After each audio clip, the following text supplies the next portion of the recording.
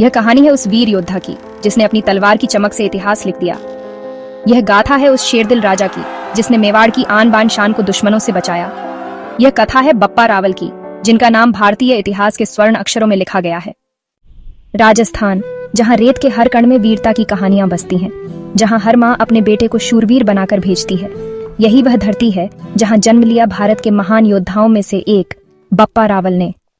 सन 713 ईस्वी, राजस्थान का मेवाड़, यहाँ एक ऐसा बालक जन्म लेता है जो आगे चलकर भारत के इतिहास को बदलने वाला था।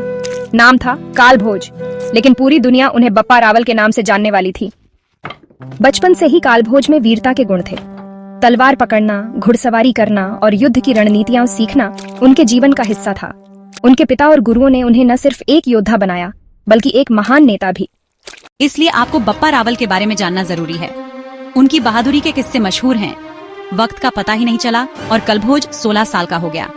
अपनी वीरता दिखाने की उम्र, इतिहास रचने की उम्र। मेवाड़ पर बड़ा खतरा मंडरा रहा था।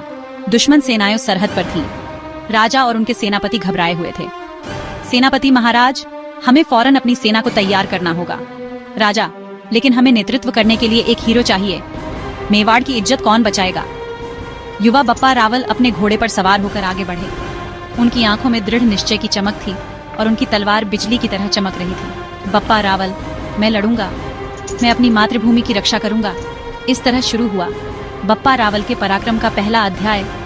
उनकी पहली लड़ाई, उनकी पहली जीत। जैसे ही युद्ध भड़का, बप्पा रावल तूफान की तरह टूट पड़े। उनकी तलवार हवा में बिजली की तरह कटती हुई दुश्मनों को दाएं बाएं गिरा रही थी। अपने घोड़े से छलांग लगाकर उन्होंने दुश्मन सेनापति को हराया और युद्ध के मैदान के हीरो बनकर उभरे। इस पहली लड़ाई में बप्पा रावल ने साबित कर दिया कि वो सिर्फ एक योद्धा नहीं थे, बल्कि एक महान नेता थे। युद्ध भूमि में शत्रु को हराने वाला एक वीर राजा होता है, लेकिन इतिहास वह रचता है जो अपने राज्य को बचाने के लिए खुद को न्यौछावर कर दे। यह समय था जब चित्तौड़ पर संकट के बादल छाए हुए थे। चित्तौड़ हमारी आन बान शान है। जब तक मेरे शरीर में रक्त की एक बूंद भी शेष है, मैं इसे किसी शत्रु के हाथों में नहीं जाने दूंगा।